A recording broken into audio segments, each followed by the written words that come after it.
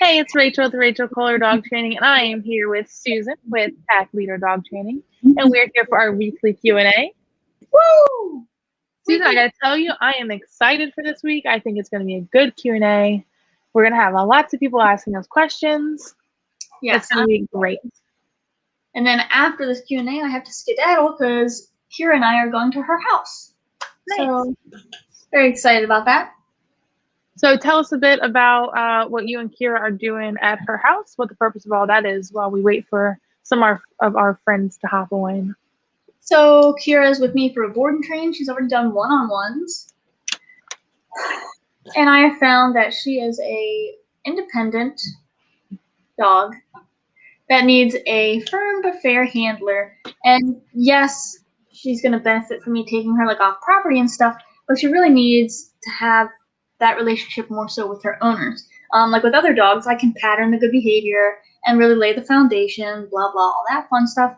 But I really like to tailor my program to the specific dog in front of me. And for Miss Kira, she's going to benefit from, oh, hi, Doris.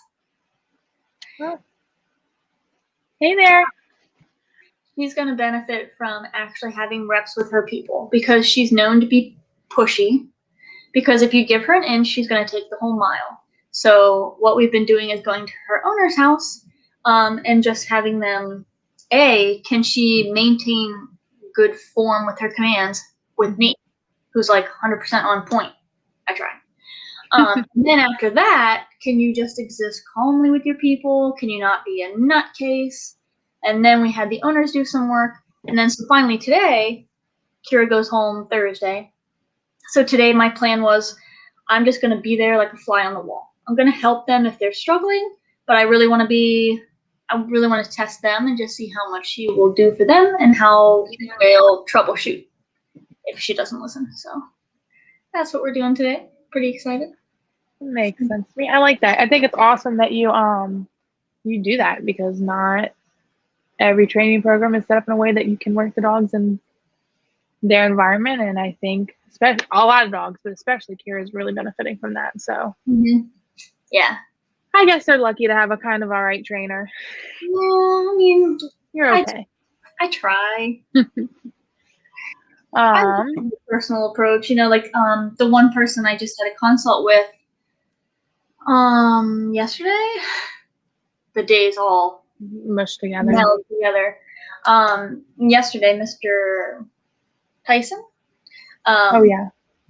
His owner, she wanted someone where it seemed more personal. She didn't want a big facility or whatever. She wanted it to be more personalized. Unfortunately, personalized comes with like a little bit of a weight because I'm only one person and so it is small and they're in my house. So, I do have a weight, but, personal preference. Weight's worth it. I wasn't going to say it because it's me. I mean, it is though. I mean, don't boost yourself too much, but it's all right. Yeah. Well, that's pretty cool. I do have one question for you if you'd like. Yeah. I got a couple. So I had a couple people ask questions. They weren't able to join us live tonight because work schedules and things like that. So we're going to ask them here, talk about them so they can watch our replay. Sounds good. So just throwing that out there. What's that? Deborah Farley says hello. Hey, Deborah. Hey there. Thanks for joining. So one person says, I have 2 pitties that we rescued a year ago. We crate them when we're gone, but we have tried letting them out in the house to give them some freedom.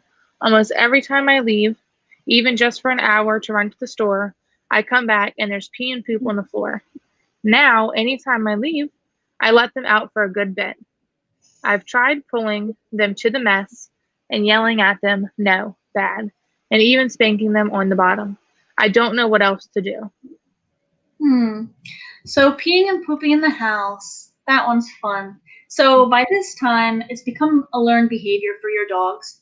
Hey, when we're let out and our owners aren't home, we're going to go potty in the house. If the dog is going potty in the house when you're not home, but is fine, when you're actually home, they haven't earned that freedom to be out of the kennel when you're away because they make bad choices, you know? That's their plight. You know, every dog has different things that they need different structure for. So like a separation anxiety dog's rules might be different from a crazy nut job independent dog's rules over there. So your dog, they just can't, I wouldn't leave them out of the kennel when I'm gone. You know, I would ask you why you want to. Probably because you feel bad that they're in their kennel when you're gone. But it's just their personal space. I wouldn't feel bad. They get to be in their den, and you get to have a nice clean house. But unfortunately, for peeing and pooping in the house, I don't punish that unless it's like marking. So punishing that won't make it go away, and you can't punish it when it's already done. You'd have to see, like, if a dog jumps, you have to punish them right as they're doing it. You can't see them jump on grandma and then 10 minutes later punish them for it. They don't correlate those two things. So I just wouldn't, unfortunately, have them out of their kennel when you're gone because they make bad choices. Right. Yeah, no, I agree with everything you said. You know, the big question is why? Why do we want them to be able to be free in the house together when we're not home? Because human feelings, right? So imagine your dogs are free in the house. You're gone to the store. What do you want them to be doing while you're not there? Probably laying down, sleeping, and minding their business. They can just do that in their own space. Then there's no ands, ifs, or buts. There's no wandering off and going to the potty in the house. There's no chewing up stuff, getting into things that can make them sick. They're safe, secure, and in their space. And then, you know, like you said, if they're fine free in the house when you're home and they don't have accidents in the house any other time, it's just a learned behavior. Cool, this is what we do when mom leaves. Mm-hmm. If they're having accidents while you're home too, that would be a whole another conversation about giving them more structure and working on potty training. But for that, it would basically just be structure. You go in the kennel, you come out on leash to go potty. If you don't go potty, you go back in the kennel for a bit. You come back out and try to go potty again. You don't get freedom until you go potty. Then same thing before they go back in the kennel, give them a chance to go potty, put them in the kennel, and then repeat that process. But it's sounding like from the message that it's just happening when they're not home. And then just to touch on this, I know you commented on correcting it in the moment. The old like wise tale or the myth or what people tell you to do is to shove the dog's face in it. That doesn't do anything. They don't understand why you're doing that. Yelling at the dog, no, bad. Those are just human words. They hear your emotion in it, so they might go like, oh gosh, but they don't know why. So to them, these things are just happening for no reason. So like Susan says, when correcting anything, we always have to do it in the moment. So just keeping that in mind. That's good. That's a good question. Hope that helps. I have one for you then. Ooh. And I'll just, while you find that question, anyone live watching, feel free to ask your questions. We've got a few to go through to ask, but feel free to interrupt us and we'll get to yours first because you're here. Yes. Okay. Okay. I've tried to train my 2 4-month-old puppies, but they're so distracted by each other that they won't focus. I can't stop them from playing with each other, and if I separate them to train them, they whine and cry. What should I do? That's a great question. So at the end of your question, you answered it. You're going to separate them to train them. But Rachel, they're whining and they're crying. And that's going to be an amazing training opportunity. If they're 4 months old and they already have separation anxiety from each other, we really want to nip that in the bud because life happens. Sometimes one dog goes to vet and the other one needs to go home. Or an owner wants to take the dogs out but can only take one at a time. Like there's so many different situations where your dogs are going to need to be apart. And we want them to be strong, happy, confident as individuals. So we want to make sure we're giving them plenty of time throughout the day away from each other. So I don't know if this said, are they litter mates? Mm-hmm. Yes. Yeah. So especially with litter mates, they've been together their whole entire life. So I like to make it a point that they're created separately, like in separate rooms, that they have time out as individual dogs. And of course they're going to have playtime together, but we got to start teaching them it's okay to not be next to your sibling. because life happens, and we don't want them to be so attached to each other that they're distraught the second the other one leaves the room. It's not going to be fun at first because it already sounds like they've got a good bit of separation anxiety. So, crate training and just building that up. If you're acting like a fool in the kennel, there's going to be a consequence to that. You're never going to come out of the kennel when you're barking, whining, and screaming because you want to see your sibling. Do that throughout your whole day, throughout their whole life. So that way it's not just, hey, for 30 minutes when I go try to train them, I separate them for the first time in their life, and it's a whole thing. Like, make that something that's natural to them, if that makes sense. Yeah, you want 2 independent dogs, not 2 codependent dogs. Because we would have that at the vet clinic. When I was working there, people would, like, our rooms are but so big, right? It's not a lot of space in those rooms. And there would be a person with their wife and their kids and their dog that we're supposed to be seeing, and the other dog, because the other dog can't be left home alone because it can't be away from the dog that we scheduled. That would happen, multiple times. And it's just like, there's only so much space in here. But yeah, they couldn't not bring the other dog because it has separation anxiety from the other dog. So. Wow. I mean, I've heard like horror stories of, like my dog freaks out the whole time when the one goes to the vet. I've never heard of people like bringing both dogs. Oh, yeah, they'll bring both dogs. Oh man. Yeah, so your dogs are young. They're 4 months old. It's not going to be fun for a little bit. Work through it and set them up now for a lifetime of success. You're really going to want to put in the work now before it gets any worse. Without knowing like too much more details, I don't really know how to go too much into it, but crate training and spending time separate in separate crates and separate rooms is going to be your best bet. Separate rooms is pushing it, but I would rather push it with siblings and littermates. Yeah. You're really okay. Right. Because they know, even if the other one's in the room and they can't see it, they know they're there. Yeah, it's good. All right, I got another question for you if you're ready. Shoot. Give me 1 second. I got to pull it up. Okay, so my collie, who's 2, will only come in the house if he sees I have a treat. Yes, it's my fault. How can I break him of this? The long line and or just a regular leash are going to be your best friend. Right. So we teach with e-collars because they're the only way you're going to have like a reliable anything off leash. So if you want your dog to be able to be leashless in your yard and be able to come in, you would need to e-collar train them a good recall. So how you do that is you start with food luring, leash pressure, then you name it, then you layer on the e-collar, and you'll have a leash on them the whole time you're doing all this process because the e-collar is not directional. So we need to tell them what this pressure means. So then you'll have a leash on them. You'll teach them a nice, good recall. Do it inside, do it outside, and then you'll have a nice, good recall. Otherwise, it's just a game. It's just a game for the dog, And without a leash, there's no way to hold them accountable. So teach a nice, solid recall. Yeah, everything you said, starting off inside, doing lots and lots and lots of reps. So the only way you're going to be able to get that off leash picture and guarantee your dog is going to come back to you is with the e-collar. Now, of course, we would recommend seeking the advice of a professional because the way we e-collar train is very complicated. There are, brain freeze, 4 steps. 4 steps to e-collar training, and we do these steps for a reason so the dog really understands what that pressure means. So starting off inside with the long line, and you're going to pattern your dog coming to you, and yeah, they're going to get a treat when they get to you. You could use a prong collar to teach them pressure on, pressure off.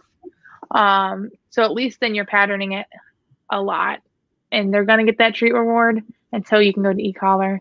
But yeah, what Susan said. And Emily said hi. Oh, Emily says good evening. Hello, Emily. How are you doing? Let's see. I got one. Oh, good. Right. No, you're good. Okay. Aw, you're great. Pretty fantastic. I love how you say y'all. Y'all. I'm doing great, Emily. Thank you so much for asking. Rachel, Yes, when ma'am. can I start crate training my dog? When? When? Right now. Right this second. Put us on pause. Go get to work. You can't pause this for life. So the sooner the better. If you get your puppy at the age appropriate, at an appropriate age, and honestly, even if not, when you get your puppy at between 8 to 12 weeks, because that's when they should be coming home, you can start crate training with them. You're going to build that crate up to be a super awesome place. They go in there, have some food. But we're also going to teach them that we can't act like a fool in there. We're not going to scream. We're not going to cry. We're not going to bite at the bars. Not going to do any of that tomfoolery, right? So when your puppy's little, they're not going to be in the crate for long because they can. I'm like, what if someone's last name was Foolery and they named their dog Tom? Then it would be Tomfoolery. Oh my God. What did you say the other day? Who did you have that I was like, if that's their dog's last name, you called a dog a nickname. I don't know. Yes, I want to change my name to Foolery. Oh my God, that'd be so great. We could do it though. Foolery could be a middle name. And my dog's name is Tom, and they're like, "Why is your dog's name Tom?" Because his middle name is Because he's Foolery. Okay. Anyways, as I was trying to say in this very professional dog training Q&A, Susan. Sorry. Okay.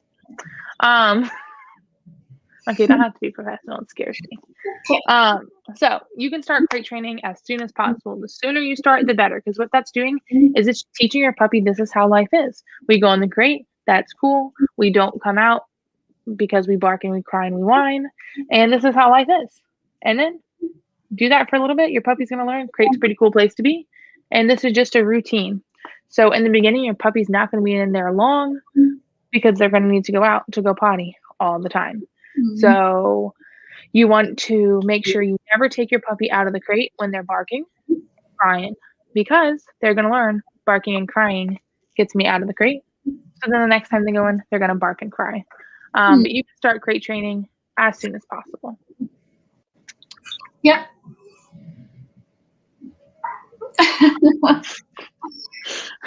Emily says, what are some tips on being able to keep a diaper on my female dog during her time? She just rips it off. That is a really unique question, Emily. It is unique. First of all, no. Could you go away, please?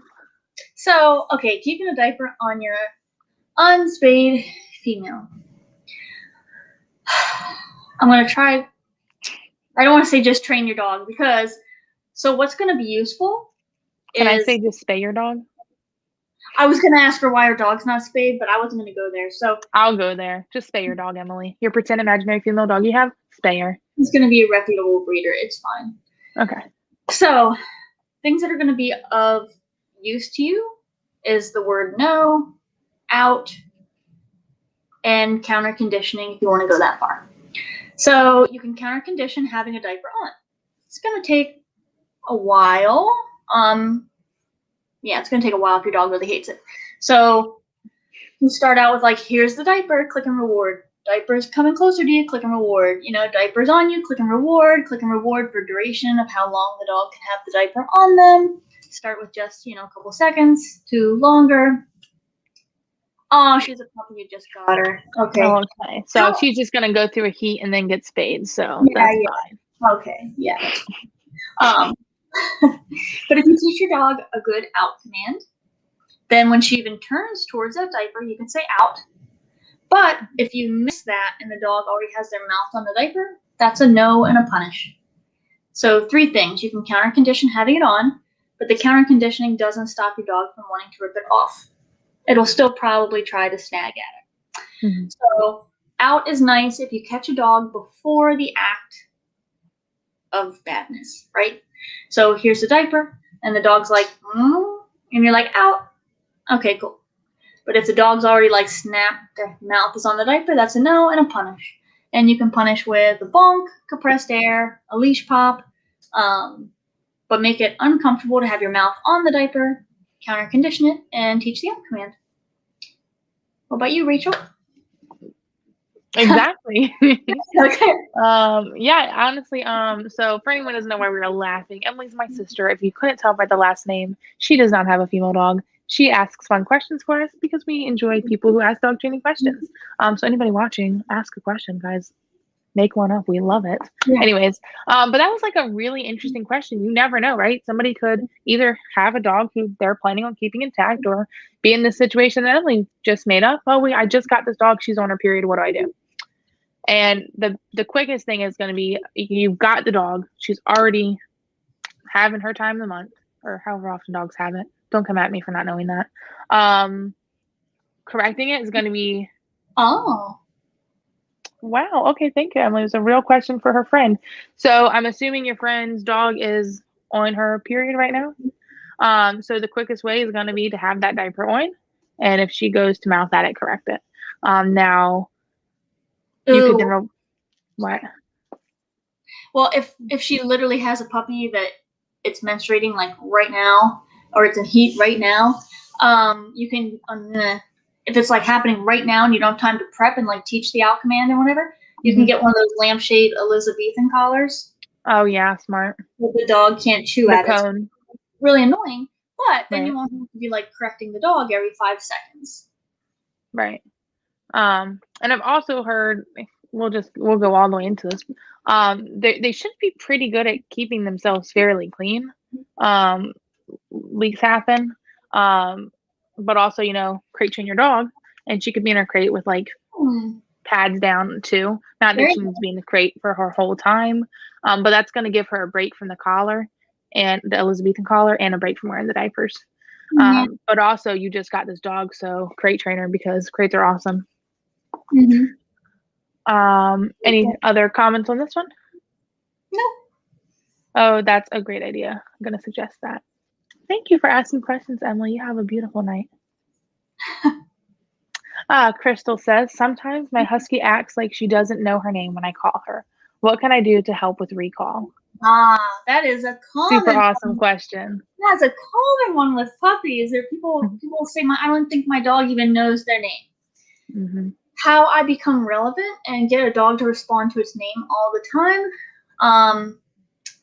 Usually, so easy answer is your dog is going to be on a leash. And that's the only time I'm going to practice recall at first.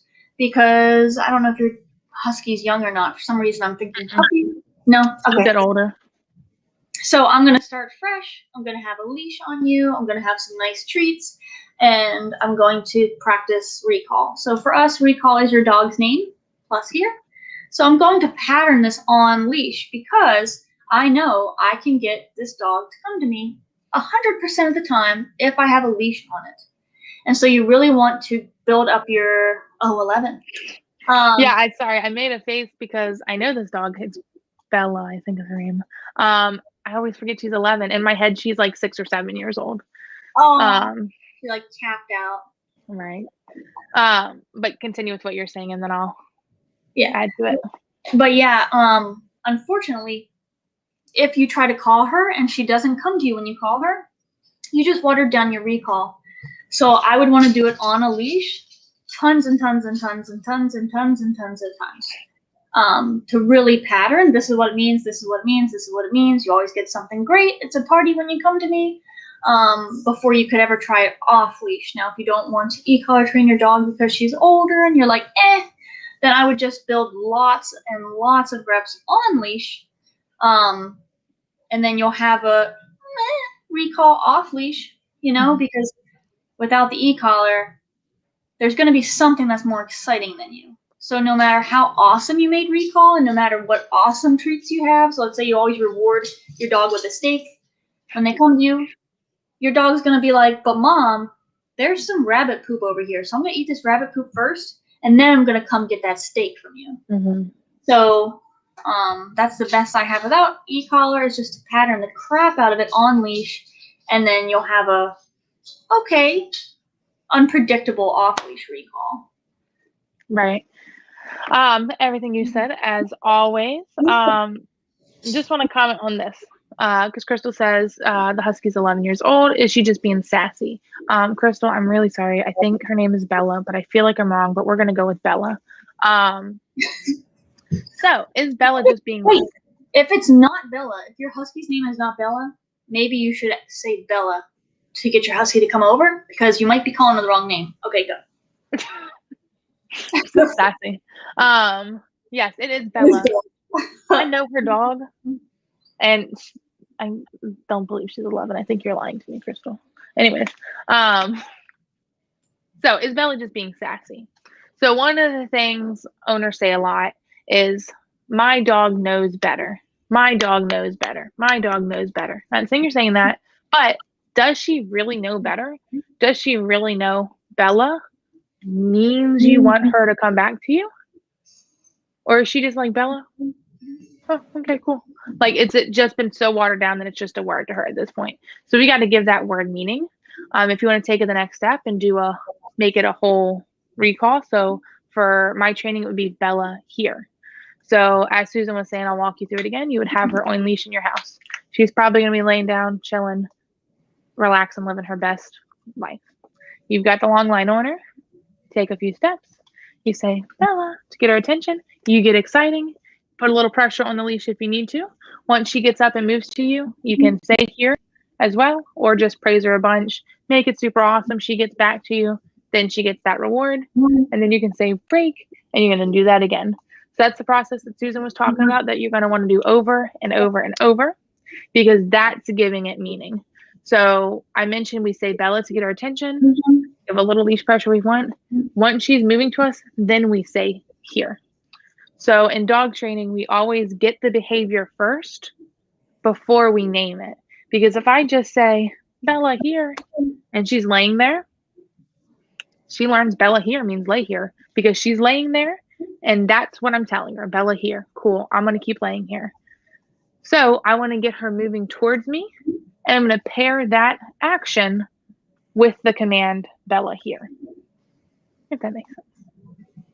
It does. I love recall. It's so like dog training is so magical anyway. But like I love showing owners what it looks like, because at first, like if Crystal, you gave me Bella, I would do exactly what Rachel said. I'd have her on a leash. I'd have some food in my pouch, blah blah, and I would be like Bella, and then if she looked at me, I'd be like, oh, and she'd come running, and I'd say good girl. Then she'd get to me. I'd give her food. Awesome. I'd do that like 3 or 4 more times to make sure that every time I said Bella, she came towards me. And if not, leash pressure, right? And then if I'm doing one-on-ones, I'm like, look, guys, watch this. So I'm going to real quick slip in the word here after Bella, and Bella won't even notice, and she'll do exactly what I've just been doing. And so even though I've just been saying like, Bella, good job, Bella, good job, all of a sudden I'm like, Bella here, good job. And so it becomes Bella here. And it's just so magical and so fun. I love how you said just slip in that word really quick, because I was doing trip training today with who was I doing this with? I think it was with London, and we're working on Play Dead with her, and we were doing it, and that's exactly how I felt, because there was like a little window that I wanted to say bang, which is the command, the trick, and I remember thinking like I got to squeeze that in really quick right when she's doing the thing. Yes. So it's pretty fun. I think that's the biggest thing that, owners don't think about. A lot of times owners ask me, a little side note here, if you don't mind. I've had a few owners say, well, I want my dog to, we'll use recall as an example. I want my dog to come to me. I just don't know the right word to say. You can say anything you want. If you want your recall command to be get your butt over here, it's a little bit of a long command, but you could do that, the word doesn't matter. Dogs don't speak English. But pairing an action with the word is how you get your dog to do different things. Which is what I find super fascinating. Oh my god! So breakthrough moment. Real quick. No, just a cute little thing. So you know how I always use cucumber as an example? Like I'm like the word doesn't matter. I can say cucumber. You have to make the word mean something.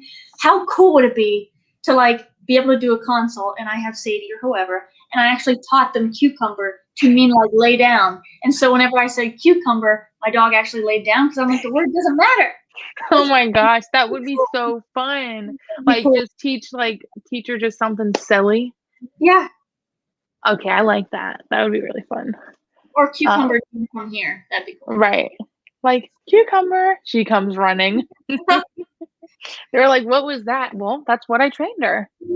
Oh my goodness. Crystal says, this most often happens when coming inside from the backyard after a potty break. My other dog Otis will come when I say puppies inside, but she does not follow most of the time. So, if I may make a comment first. Yes. Super fun because I have graduation lessons this week. So this is part of my graduation packet, and I've had the joy of reading it 5 times in a row yesterday. So I have a whole sheet just on recall in my binder because recall is one of the easiest commands to water down in your training. Recall is a command that most owners unconsciously train their dog not to do. So Miss Bella, she's not sassy, she's smart. She knows, I don't gotta go inside. And you know what's a lot more fun? Staying out here. And she knows that. So most often owners are calling their dogs to end fun time. So we call her because potty break's over, it's time to go inside, I've got things to do. Or get up off the couch, you gotta go outside and go potty. Like we're ending what they want to do when we recall them, and dogs know that. They pick up on that real quick. So one of the things I tell my owners to do is randomly recall your dog. Randomly recall them, make coming to you awesome, lots of reward, just to tell them how cute they are, and then release them and let them go back to what they're doing. Because Bella knows you're calling her to bring her inside. So you're going to practice these reps with the long line. Then you're going to set this up. You're going to go, when you practice your recall with her inside, you can say puppies inside if you want. I don't have a problem with that. If that's what you want your recall to be, or, if you're inside and you call her to, it would be a little weird, but it would work. So you set it up. You have her on a long line. She's chilling in the yard sunbathing. You open up the door. You call her. Puppy's here. Use the long line to get her to you. Awesome, awesome, awesome. Here's a reward. That was so great. Now you're going to say break because that means the command is over. And you're going to guide her back outside. Like, thank you so much for coming to the door and seeing me. Thank you so much for coming inside. You can go back outside and keep hanging out if you want to. And then you want to do that a few times because that's going to really make her think recalling to the door is not the end of the world. It's not mean fun time's over, even though it's going to mean it eventually. It's not that big of a deal. Crystal says, oh, sorry. Did you have anything to add to that before I read this? She said, that makes sense. I have noticed she does respond when I say, Bella, come on, good girl. That's cool. So she is like, you address me by my name, please, because I'm a queen. I'm going to real quick go back. And Doris says, if we say, I think it got cut off. Say cheese. Oh my God. Does Nash do something for that? That's his recall, I think. Like he'll come if they say cheese. He's like, I'm ready. I know what that means. See you, Doris. Thank you for joining us. I hope I caught you before you left. That was like back to back to back. That was awesome. Yeah, it's good. Sorry, do you have anything else to add? I was kind of like answering and reading Crystal's comments like back to back a bit. That was really great. Well, I know usually we say that we've since cut our Q&A down from an hour to 30 minutes. And we were saying if people are still asking questions at the 30-minute mark, we're going to keep going. But Susan, I know you have an appointment. So do you want us to wrap up? Yeah. All right. Well, thank you everybody for watching. I just want to say I was right. This was one of our best Q&As. Nice. So thanks for watching, everybody, asking your super awesome questions. As always, you can follow us on Facebook, Instagram, and YouTube at Pack Leader Dog and Rachel Kohler Dog Training. Happy training. Oh, good night, Crystal. Night, Crystal. Bye.